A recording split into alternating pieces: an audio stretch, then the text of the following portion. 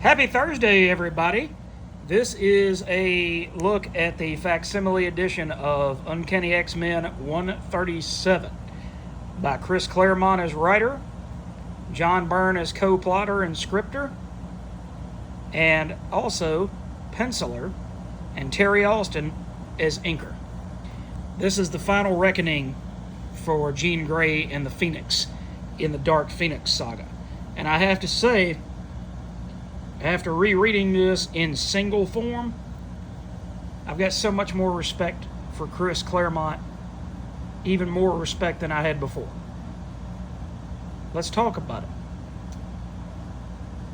I know that Chris was able to have a 17-year run on this title, and that he was only really pushed out by Jim Lee and company, not maliciously perhaps, but they wanted control, and they were the new generation coming up to replace his generation. So the only way that they saw fit to take the reins was to shove the king out of the way. But at this point, Claremont is at the peak of his prowess. You get to see a lot of word bubbles, but you know what I really like that you get to see? True stakes, characterization. The Phoenix, in her Dark Phoenix form, murdered 5 billion people, and that's a little hard to just walk away from. So Lilandra and the Kree and the Shi'ar are about to pass judgment. But instead, Charles Xavier makes it where his team of X-Men have to go against the mightiest warriors of the Kree and the Shi'ar, and the supreme intelligence of the Kree and the Skrulls hope to bring about the defeat of the X-Men. And so you get to see how much her fellow X-Men love Jean Grey. Nightcrawler is worried that he's not going to be good enough. Angel is there. Wolverine, Beast, all the classic X-Men characters. And you get to see them all wondering if they're good enough. Colossus, Storm, Cyclops even. Are we good enough to defeat these other superpowered beings? And even though they don't win, even though it appears that Jean Grey is going to pay for the actions of the Dark Phoenix, as well as having her good actions looked upon,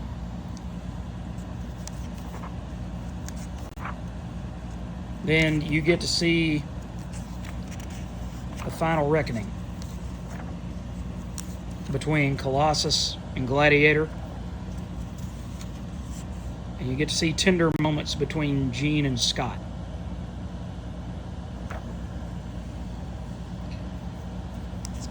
I don't know if it's because of the nature of today. I don't know if it's because we have changed as a species. But you don't get these moments of black and white reckoning. You don't get to see characters truly in their element, at their weakest. I don't really know how else to describe it other than these characters felt real.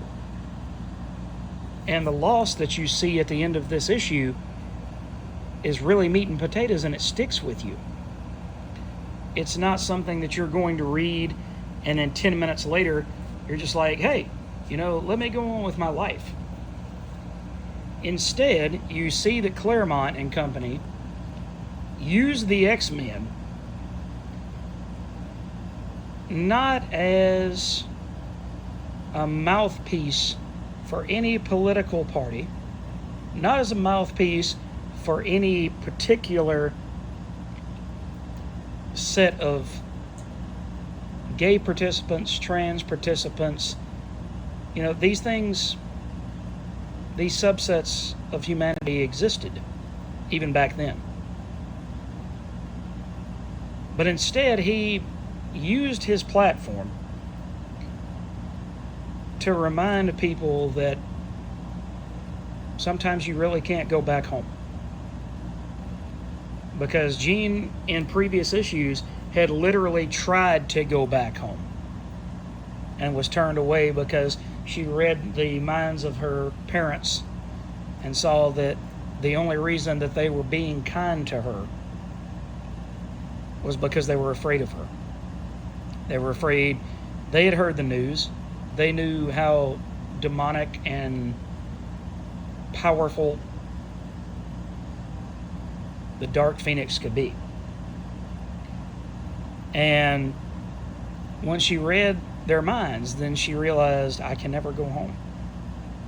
I can't come back from where I've been. And she tried. She did her best. As you can see on this cover, she reverted back to an old costume, trying to revert back to a more simplified time. And unfortunately, I feel that Marvel has gotten away from telling these kind of humanistic stories. And instead, most of the writers that come through Marvel and DC, and sometimes even the indies, don't want to tell you a good story.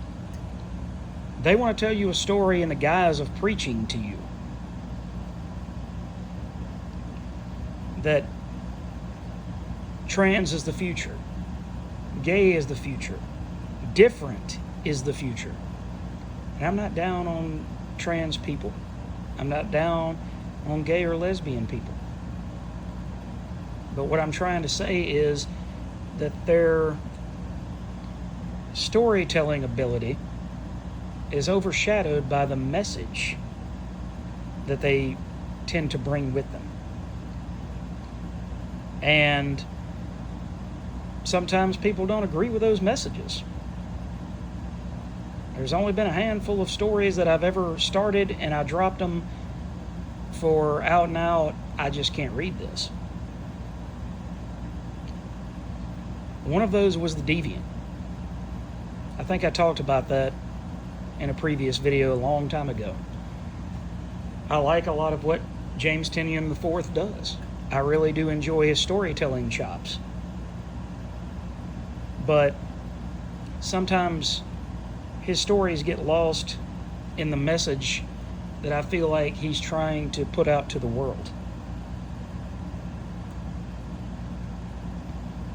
But here, you've got a storyteller at the top of their game, two storytellers actually at the top of their game. And I kind of understand now, just like Amazing Spider-Man once earned that title, I kind of understand now why this was the Uncanny X-Men. Because what happened to them in these issues elevated them beyond normal humans, elevated them to something amazing, or in this state, uncanny, astonishing, exceptional. All of these words can be used to talk about the X-Men throughout the ages. But at the end of the day, this is truly one of the greatest hits, individually and as a saga, that Marvel ever saw fit to print. So kudos to you, Chris Claremont, John Byrne, Terry Austin, and everybody else that worked on this particular issue of X-Men, because you guys you crafted something that really makes you sit there and think about what it is to be a friend to someone, to love someone, to realize that their flaws might be too much and that they might not come back from what they've done. I see it every day when I work psych. Unfortunately, the brokenness of people breaks up families sometimes. The mother just can't deal with her son anymore. It doesn't mean that she doesn't love him, but she just can't deal with his bipolarism, his angry outburst, his destructive and aggressive tendencies. Or sometimes a daughter wants to end her life because she doesn't feel good enough to her parents, to her siblings, maybe even to her husband or her child. So anyway, guys, didn't mean to get off deep into the weeds, but I just wanted to let you know that if you get a chance to pick this book up this week, you can read it by itself, and you don't have to read the rest of the Dark Phoenix saga to fully understand the weight of what Marvel was trying to say with this book. Thanks for joining me again, guys. I hope you like this content. If you do, and you haven't yet, please subscribe. Hit the like icon at the bottom of the page. It helps this channel grow, and it gives me the opportunity to get these kind of videos out in front of more people. Thanks for watching again, guys. Have a wonderful, wonderful day.